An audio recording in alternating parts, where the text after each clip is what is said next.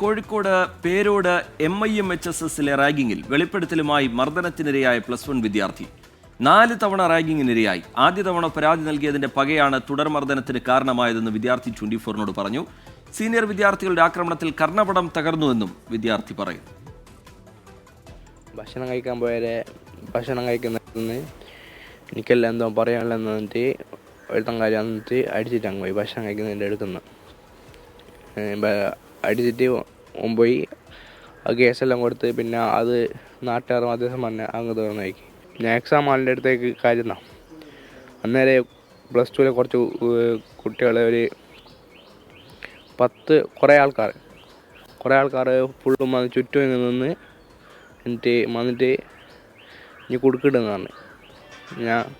ഞാൻ കൊടുക്കിട്ടില്ല പറഞ്ഞു. എൻ്റെ ബട്ടൺസല്ലേ ഞാൻ കറിയിടുന്നതെന്ന് പറഞ്ഞു.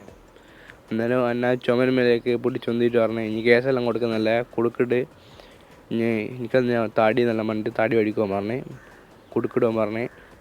പിന്നെ മുഖത്തിട്ട് കുത്ത് അടിക്കുകയെല്ലാം ചെയ്ത് ഓരോരുത്തർ. ഇവിടെ ഒരു BK ഉണ്ടായിരുന്നു. അത് കേസും കൊടുത്ത് ഇപ്പോൾ കഴിഞ്ഞു. രാഹുൽ സുരേഷ് വിശദാംശങ്ങളുമായി കോഴിക്കോട്ട് നിന്ന് ചേരുന്നുണ്ട്. രാഹുൽ, എന്താണ് ഈ വിദ്യാർത്ഥിയുമായി സംസാരിക്കുമ്പോൾ കൂടുതലായി മനസ്സിലാക്കാൻ കഴിയുന്നത്? ആദ്യഘട്ടത്തിൽ പരാതി നൽകിയിരുന്നുവെന്ന് വിദ്യാർത്ഥി പറയുന്നുണ്ട്. ആ പരാതി ആർക്ക് മുമ്പിലേക്കാണ് എത്തിയത്? അത് പോലീസിന് മുമ്പിലേക്കാണോ, സ്കൂൾ അധികൃതർക്ക് മുമ്പിലേക്കാണോ? അതിലെന്തെങ്കിലും നടപടികൾ പിന്നീട് ഉണ്ടായിരുന്നോ രാഹുൽ?